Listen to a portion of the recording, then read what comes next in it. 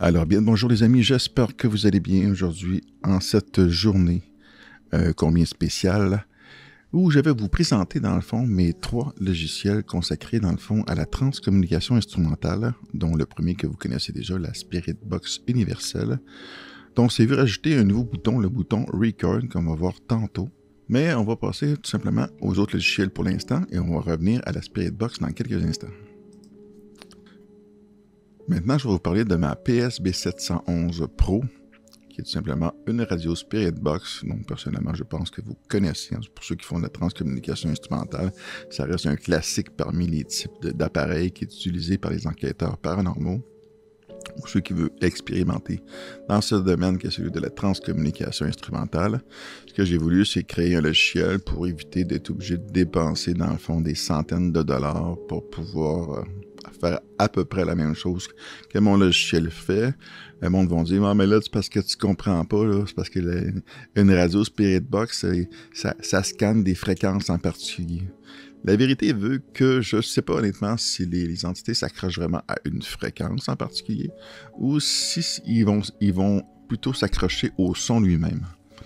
C'était une théorie que personnellement je m'étais, ou plutôt une pensée théorique plutôt que j'ai eue, à savoir que entre, à titre d'exemple, un enregistreur numérique et un son quelconque qui voyage dans l'air jusqu'au microphone, ben, l'entité, lorsqu'elle passe dans cette fréquence sonore qui est un peu partout, ben, elle va comme se coupler dans le fond à cette fréquence-là.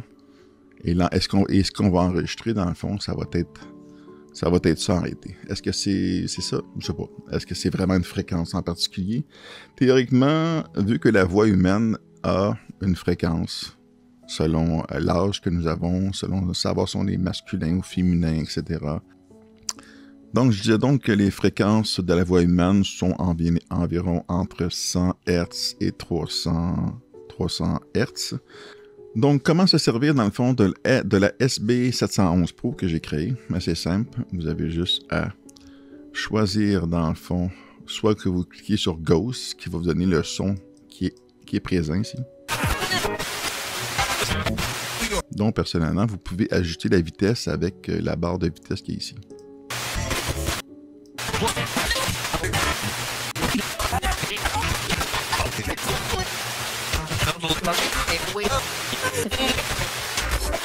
Ensuite, pour augmenter la sensibilité auditive, ou plutôt la perception qu'on a du son, personnellement, j'ai rajouté de la réverbération.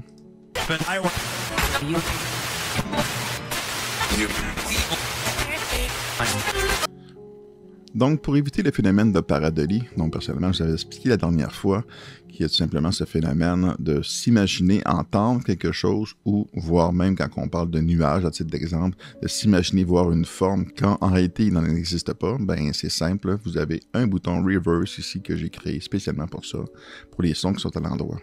Exemple.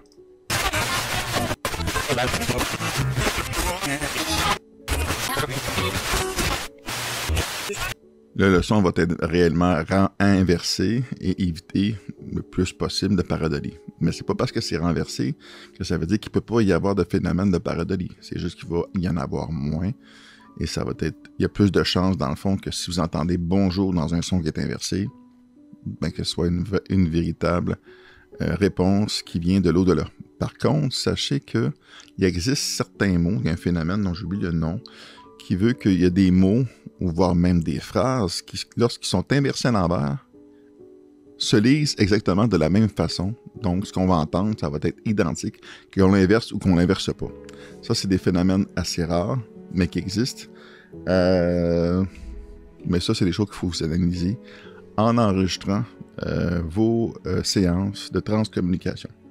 Chose importante à savoir, c'est que ce logiciel-là peut être conçu seulement pour faire de la transcommunication instrumentale via des sons, dans le fond, que vous allez pouvoir choisir au hasard. Car vous pouvez choisir vos propres sons en cliquant ici.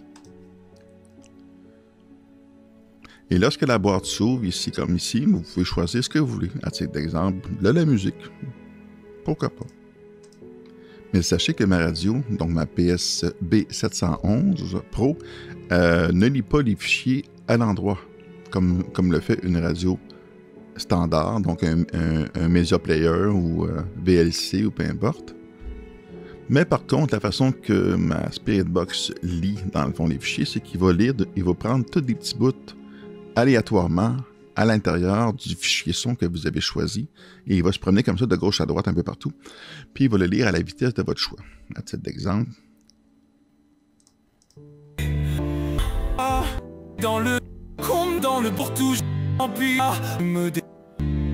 Mais là, à titre d'exemple, le son est à l'endroit.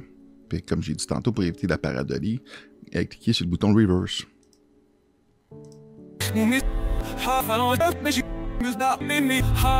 Et finalement, choisissez la vitesse de votre choix.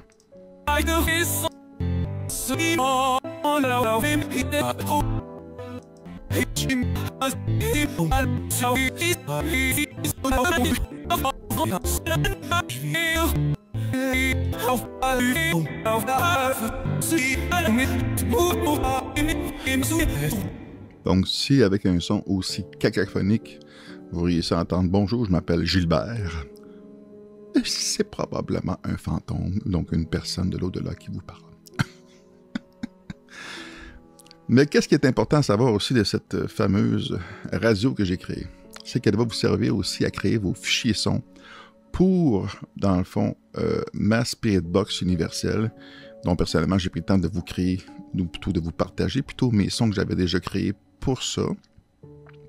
Mais vu que ma Spirit Box universelle est là pour se servir de sons de votre choix, c'est mieux de prendre le temps de créer des sons qui sont mieux adaptés pour ce genre d'appareil-là. Et c'est pour ça que là, cet outil-là devient plus qu'une simple Spirit Box, mais aussi un outil pour pouvoir créer vos futurs sons aléatoires. À titre d'exemple, je ne sais pas, vous allez choisir un autre. On va prendre ce fichier-là qui est déjà là, à titre d'exemple, même si c'est un peu une moins bonne chose. Là. On va juste trouver un son plus adéquat. On va commencer par ça. Voilà, pas jusqu'à écrit dans le.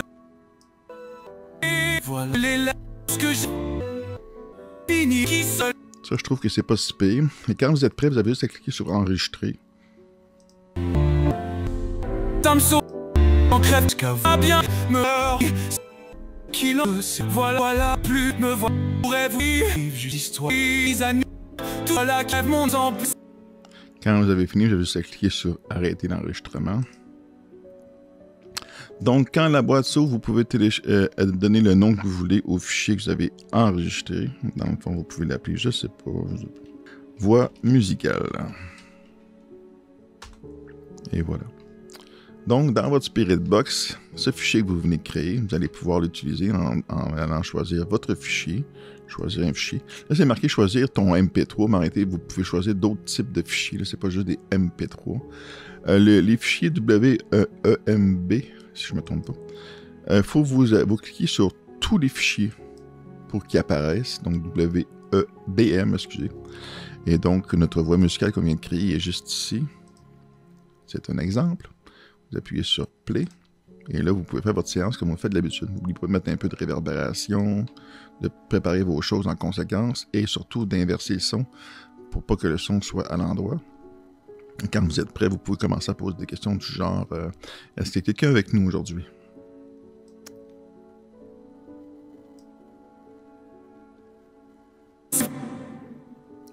Si. Est-ce que vous êtes réellement présent avec nous?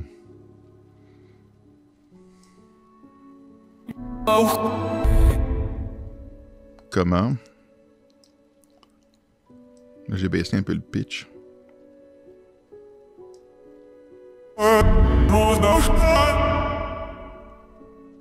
Là, ça va me permettre en même temps de vous présenter l'autre partie de ma Spirit Box, qui est le bouton Record qui a été rajouté, qui va vous enregistrer votre fichier au format WAV pour que vous puissiez ensuite l'analyser. Donc, on va cliquer sur Record. Et quand vous allez faire une première fois, vous allez avoir un menu qui vous demande d'activer votre micro. Donc, activez-le. Donc, voilà. Est-ce qu'il y a quelqu'un avec nous? C'est un exemple qu'on fait, là.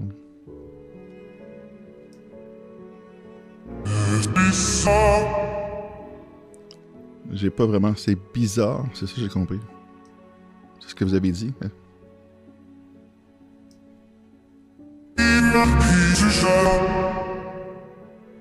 Est-ce qu'il y a quelqu'un avec nous?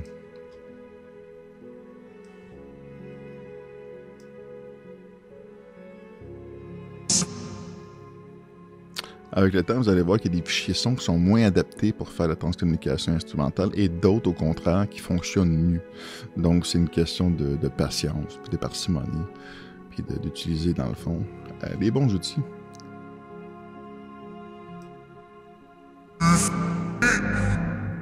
Est-ce qu'il y a quelqu'un avec nous? Est-ce que vous pouvez communiquer avec nous de cette façon-là, avec ce son-là?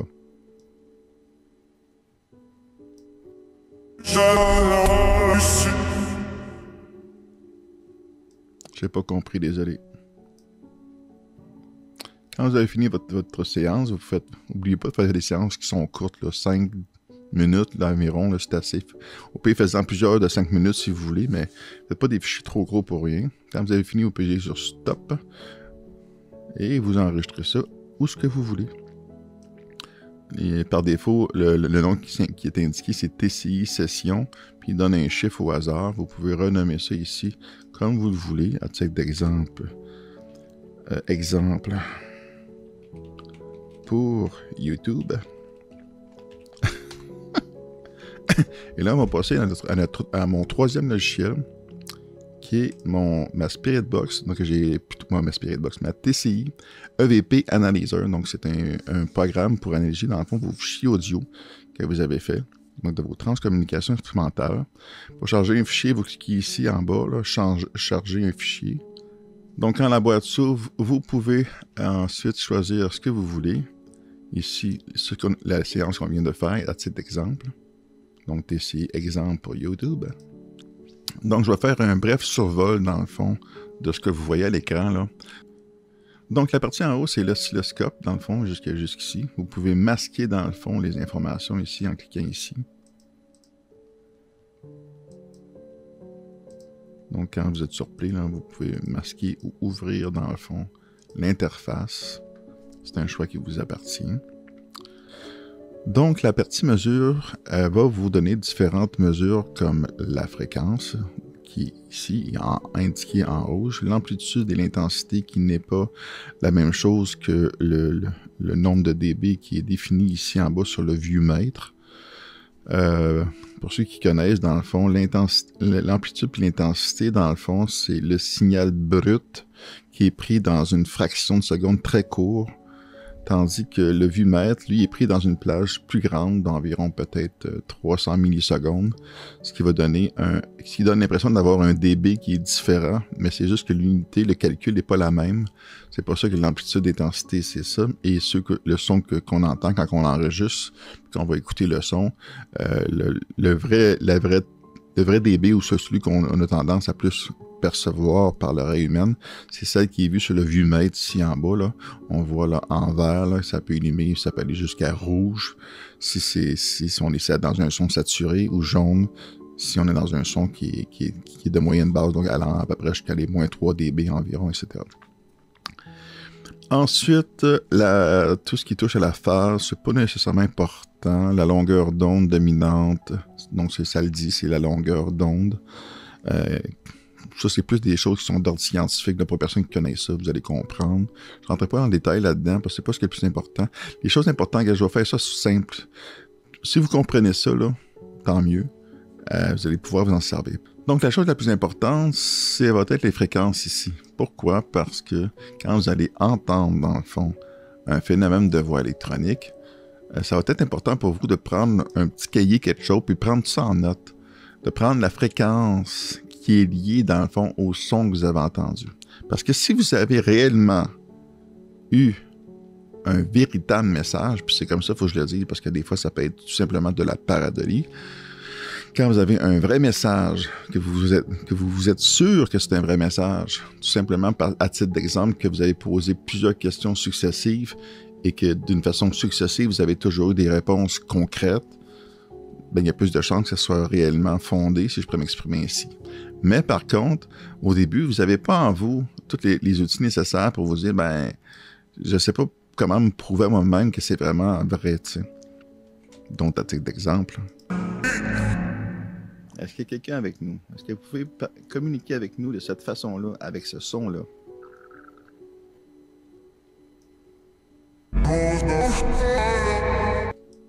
Donc, en titre d'exemple, on a un son qui est étrange. Non, j'entends non.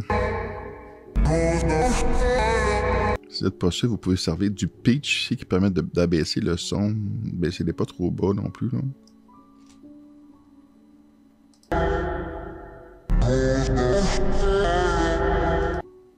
Personnellement, moi, j'entends absolument rien. Pour moi, ça, c'est juste du charabia. Non, j'entends absolument rien. J'ai pas vraiment compris, désolé. C'est exactement ça, j'ai pas rien compris, moi. Mais c'est ça que ça sert, dans le fond, cette échelle-là. C'est justement pour analyser. Puis donc, comme vous avez pu le voir, on peut agrandir puis rapetisser la timeline de façon à procéder. Vous vous servez de la molette de votre souris comme ça, en ayant la flèche de votre souris sur la timeline. Là, vous allez pouvoir agrandir et rapetisser. Une fois que c'est fait, vous allez pouvoir naviguer à partir de la petite barre ici, qui est le curseur de défilement. Et quand vous voulez lire une section, exemple ici, vous avez juste à cliquer à côté. Est-ce qu'il y a quelqu'un avec nous? Est-ce qu'il y a quelqu'un avec nous? Puis vous allez pouvoir toujours relire cette section-là en particulier. Pour une raison que j'ignore, puis ça, je n'ai pas compris cette boîte-là, c'est quand que j'enregistre le son à partir de ma Spirit Box, donc tout ce qui est enregistré là, à partir du bouton Record ici. Ça, j'ai pas compris, c'est étrange. On entend le son. Mais ce qui est étrange, c'est qu'on ne voit pas la forme d'onde du son. Je comprends pas. Et pourtant, le son va jusqu'à, mon Dieu, quasiment 0 dB. Donc, juste au-dessus, dans le fond de la timeline, ici, vous avez le spectromètre, dans le fond. Est-ce qu'il y a quelqu'un avec nous? C'est le son de tout à l'heure. J'ai pas vraiment compris, désolé. Non.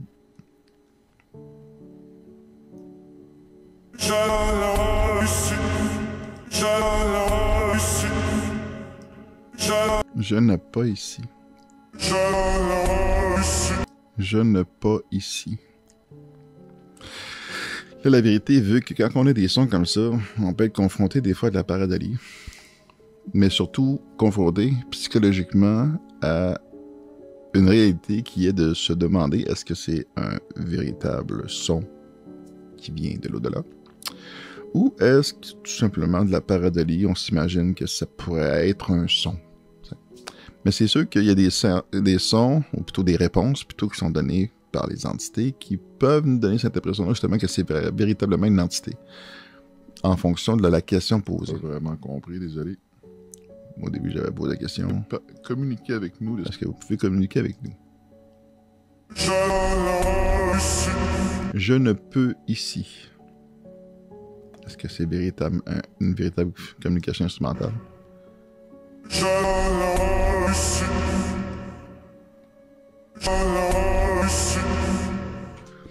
Là en haut, le spectromètre, comme je vous disais tantôt, a deux fonctions. Premièrement, de visualiser le son des fréquences, parce que le spectromètre, c'est pour analyser la fréquence de son. Mais vous pouvez aussi, en cliquant dessus, lire à une plage de fréquence bien précise. Fait que peut-être que ça peut vous faciliter d'entendre le son. On va essayer justement.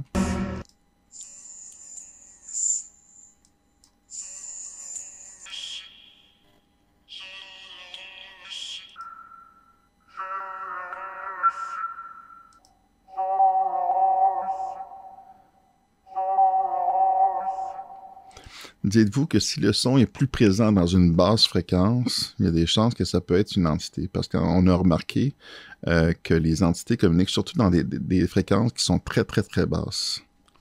Ça, c'est le son régulier.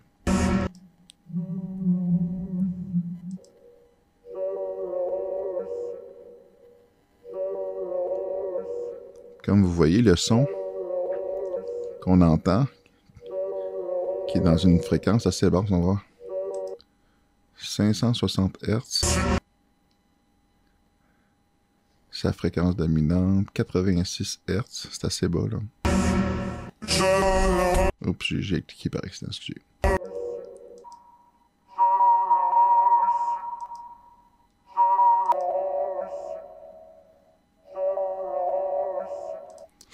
m'entend quand même assez bien dans des basses fréquences. Fait que ça pourrait peut-être être, je dis bien pourrait, parce que moi je suis ouvert, très ouvert à la transcommunication instrumentale, mais j'ai aussi une approche qui est très scientifique, donc je suis pas là pour me mentir, je suis pas là pour me compter des pipes, je veux du concret. Donc, c'est pour ça que tout ça, ça a été créé justement pour ça. Donc, pour celui-là, je dirais que ça peut être valide. Okay. Mais je suis pas convaincu à 100%. Et ça dit donc je ne peux ici. Donc, en rapport à la question qui était oups. Est-ce qu'il y a quelqu'un avec nous? Donc, est-ce qu'il y a quelqu'un avec nous? Je ne peux ici. Donc, c'est un peu comme s'il dirait je ne peux pas être présent. Peut-être. Je dis peut-être. Comme j'ai dit, les meilleures transcommunications instrumentales, vous allez le savoir tout de suite. J'avais fait une vidéo à un moment donné, puis j'avais montré, je parlais justement de ça. Je vais peut-être mettre un petit montage pour vous montrer rapidement, là. Mais je vais vous faire écouter ça tout de suite, puis je reviens. Celui-là ici, on entend qu'il avait peur un peu. Là, je posais une question à savoir si la noirceur les dérangeait dans le fond. Et la réponse que j'ai eue ici.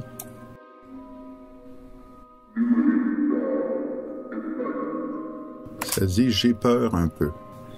Et donc, on pourrait continuer comme ça à différents essais. Oui, un petit peu. Est-ce que vous trouvez que le fait de faire ça ici dans ma propre maison, ça vous dérange? On va juste augmenter un peu le dB. Ça vous rend mal à l'aise?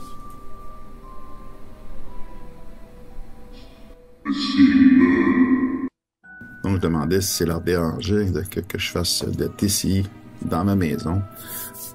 Parce que moi, personnellement, je fais surtout ça dans ma chambre, chez moi. Puis il disait, ben, un petit peu. Puis ici, c'est José. On va essayer de le mettre un petit peu plus fort. Est-ce que c'est un vrai CCI? Est-ce que c'est valable? Moi-même, honnêtement, j'ai la misère de valider ça. Par contre, rarement, on va, excusez l'expression en bon québécois, on va pogner vraiment des TCI vraiment très, très, très clairs, comme celui-ci ici. Et celui-ci, c'est un de mes meilleurs TCI que j'ai eu pour l'instant. Et là, je disais, donc comme j'ai dit, j'espère que ça ne le dérange pas, puis que je vous nuis pas, c'est pas mon but. Et là, on entendait clairement qu'il part sur un son qui est inversé. On s'entend dessus que ça, c'est clair. Mon but. On va juste le mettre un petit peu plus fort pour que vous l'entendiez correctement. On va le mettre à moins 3 dB. Peut-être encore mieux, on va le descendre dans sa plage hertzienne qui est à elle, d'à peu près ici. C'est-tu pas un TCI de qualité, ça? Donc, comme vous avez pu voir, dans le fond, ce fichier-là est particulièrement intéressant. On a vraiment entendu là, le son, là, avec vraiment parcimonie, là. Mais l'autre chose que je voulais juste faire comprendre, c'est aussi que vous avez le bouton Record. Pourquoi Record? C'est que lorsque vous allez sélectionner, là c'est la façon de sélectionner, c'est tout simplement vous cliquez sur la timeline et vous glissez et vous choisissez ce qu'on appelle une portion d'onde, comme ça, et vous pouvez commencer votre lecture. Et à tout moment, vous pouvez appuyer sur la barre d'espace pour mettre en pause ou au contraire, en réappuyant sur la barre d'espace, remettre dans le fond le son à on ou en mode play si vous préférez mieux. Suite à ça, l'autre chose, je vais juste lever le son que j'ai rajouté, c'est que personnellement, j'ai mis le bouton micro on. Donc, quand c'est pas activé, faites-le, marquez souvenir, autorisé. Ce que ça fait, vous voyez, vous entendez mon son aussi. Puis en haut, le spectromètre, je vais juste baisser le son. Le spectromètre fonctionne et entend le son de ma voix directement à partir de mon micro. Et ça sert à quoi? C'est que si vous pouvez brancher autre chose qu'un micro sur une carte de son, donc vous pouvez à titre d'exemple brancher votre Spirit Box, peu importe que ce soit une PSB7 ou que ce soit n'importe quel autre modèle, on s'en balance. Vous pouvez prendre tout simplement une bonne vieille radio antique puis commencer à twister les postes, puis ainsi analyser le son dans le fond, autant les fréquences, etc. Donc, l'utilité de ça, c'est ça en réalité, quand j'ai marqué micro on-off, en réalité, c'est que vous pouvez analyser le son en provenant soit d'un micro ou soit de n'importe quelle autre chose que vous avez collecté dans le fond dans le line-in pour faire l'analyse, dans le fond, des fréquences. Dernier petit point, les amis, qu'il faut que je vous montre, qui est important. Je vais juste télécharger un autre fichier. Donnez-moi un instant. Donc, dernier petit point que je voulais souligner, c'est cette partie-là ici, donc voix-bruit estimé, HZ. Je peux pas confirmer que ça fonctionne à 100%, mais ce que j'ai voulu introduire dans le fond dans mon logiciel, c'est un logiciel qui détecte la voix. C'est basé sur un système qui s'appelle Maida. Donc personnellement, je peux vous montrer un peu un exemple. Donnez-moi un instant. Donc l'exemple que je voulais vous donner, c'est tout simplement un logiciel, donc Maida, sur lequel je me suis basé pour pouvoir créer dans le fond, parce que j'ai utilisé dans le fond son moteur à lui, pour pouvoir faire quelque chose, je vais vous montrer dans quelques instants, c'est que c'est un logiciel qui analyse dans le fond la voix humaine.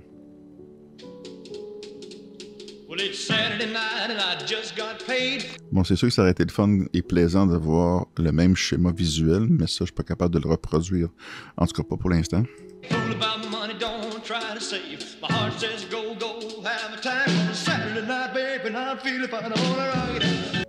Et donc, comme j'ai dit, j'ai introduit ça dans mon logiciel et c'est dans cette 5 zones-là ici, voix-bruit estimé, que Maida, est utilisé. Ce qui veut dire que lorsque vous allez entendre, ou plutôt quand que le logiciel, dans le fond, va entendre une voix, il va la détecter, ici, il va afficher sa fréquence et il va comme clignoter en rouge. Exemple.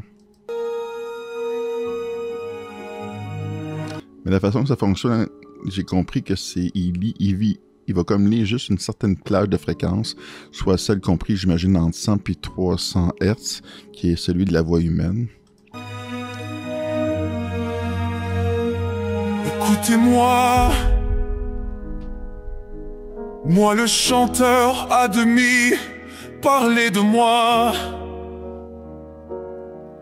à vos amours. Comme vous voyez, quand il parle, ça vient rouge et la fréquence de cette voix-là est affichée. Donc 172 Hz. Je l'ai mis parce que je me suis dit que si on entend une voix, donc s'il y a une personne qui parle, par exemple, « Je suis ici », puis là, ben, ça va clignoter. Fait que c'est un genre d'indicateur, dans le fond, qui peut vous aider, dans le fond, à mieux percevoir, justement, ce que vous avez peut-être passé à côté. Mais, par contre, la chose à prendre en considération, c'est que vu que les entités sont de l'autre côté, la façon qu'ils communiquent avec nous, donc la fréquence sonore qui va venir jusqu'à nous, ne sera pas nécessairement la même que celle qu'on connaît en tant que vivant, qui est entre 100 Hz et environ 300 Hz. Pour résumer dans les grosses lignes, là, un enfant, là, c'est 150 à 350 Hz. Là, vous me voyez, regardez en haut, parce que j'ai un tableau. Donc, 150 à 350 Hz, c'est la voix d'un enfant. Pour une petite fille, c'est entre 210 et 300 Hz. Pour un garçon, c'est de 200 à 280 Hz. Les hommes, eux autres, c'est 85 Hz, aller jusqu'à 180 Hz. Et pour ce qui est des femmes, c'est de 165 à 250 Hz. Pour ce qui est des bébés, c'est horrible. C'est 400 Hz. On est dans les hautes fréquences. Une affaire pour nous détruire les tympans. Et ça, c'est une chose que j'aimerais parler aussi en parlant de fréquence, c'est que si vous jouez avec le pitch, faites attention de ne pas mettre le son trop haut, surtout si vous montez le pitch en hauteur, donc dans les hautes fréquences.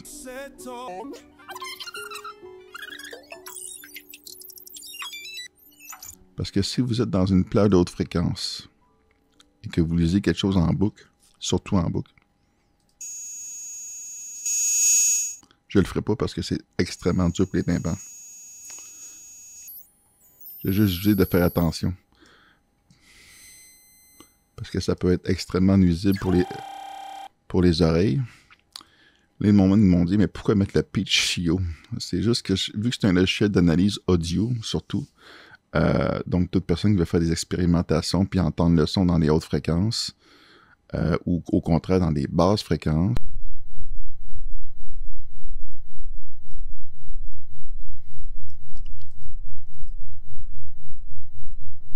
donc, si vous voulez faire des analyses, des tests. En tant que scientifique, vous allez pouvoir le faire. C'est pour ça que j'ai laissé la possibilité d'aller jusqu'à moins 150 au niveau du speech, puis monter jusqu'à 150. Donc, au-dessus, dans le fond, de ce que l'oreille humaine peut entendre. Si on est en bas, là, ben, on n'entend rien. Mais on voit bien qu'il y a un son, parce que ça bouge encore. Mais on est dans des basses fréquences. L'oreille humaine n'entend pas, même si pour le contraire, on voit bien qu'il y a un signal. On est dans les hautes fréquences, mais notre oreille humaine ne l'entend pas. Vous voyez comment c'est étrange? Il y a quelque chose qui est apparu ici. Mais on est dans les hautes fréquences, là. Il y a un signal qui est apparu ici. C'est pour cette raison-là que j'ai laissé justement pour donner la chance aux personnes. C'est étrange, il est apparu, mais il réapparaît pas. Ah! C'est donc bien étrange. Donc, dernière petite chose avant de conclure cette vidéo, c'est que vous pouvez enregistrer dans le fond une portion de la timeline. Donc, la façon de faire, vous avez juste dans le fond à sélectionner quelque chose. Quand vous avez écouté un fichier, à titre d'exemple,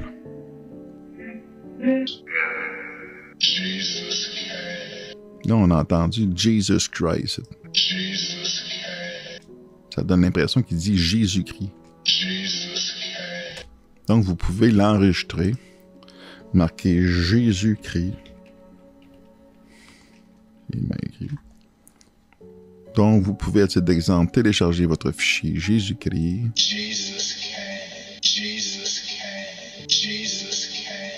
Et quand c'est fait, vous pouvez analyser dans le fond sa fréquence.